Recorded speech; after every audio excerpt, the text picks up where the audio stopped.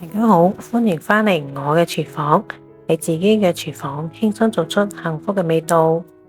炎炎夏日，你想為屋企人奉上一份清涼嘅甜品嗎？椰奶黑涼粉係一個很好嘅選擇哦。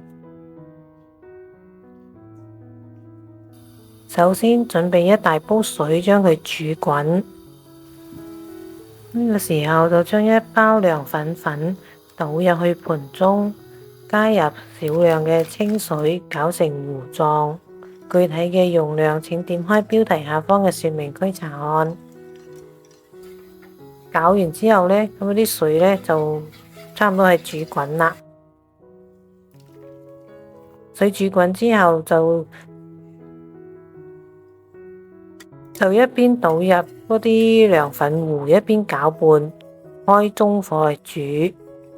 過程中要不停咁樣攪拌嘅，防止佢結塊。如果你覺得我嘅影片都唔錯，請點讚、訂閱、分享我頻道，並撳埋個鐘仔啦！你嘅鼓勵同支持係我繼續嘅動力，多謝晒！而家講返個涼粉糊，等到咁樣俾佢煮滾之後呢，你就可以倒入個玻璃兜度。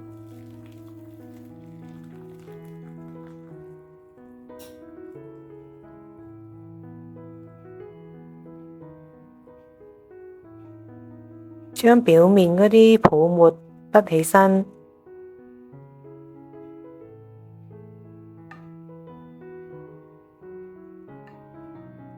放埋一邊攤凍佢。而家開始煮椰奶醬，煲裏面倒入椰漿、牛奶同埋白糖。開中小火將糖煮溶之後呢，就倒入啲澱粉水，使啲椰奶變黏稠。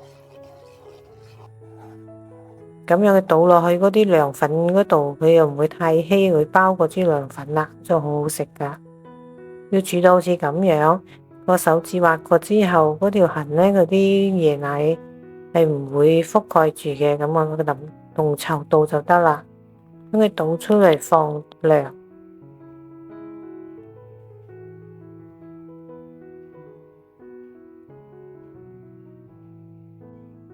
同啲涼粉一齊放入雪櫃要冷藏。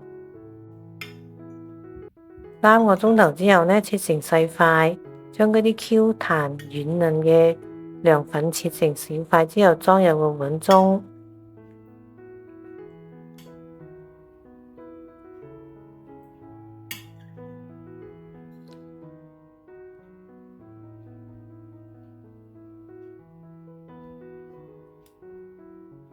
淋上同樣係冰冰涼嘅椰奶，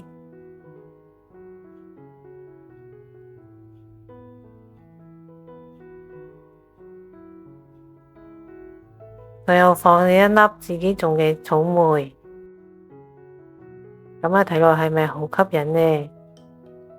整一塊嚟試下，椰奶黏稠完全包裹住涼粉，冰涼中透着椰香同埋涼粉嘅淡淡嘅草本香，確實係消暑佳品，既方便又好食。加上椰奶有別於平時自己加糖漿或者煉奶，多咗一份清新嘅東南亞風味。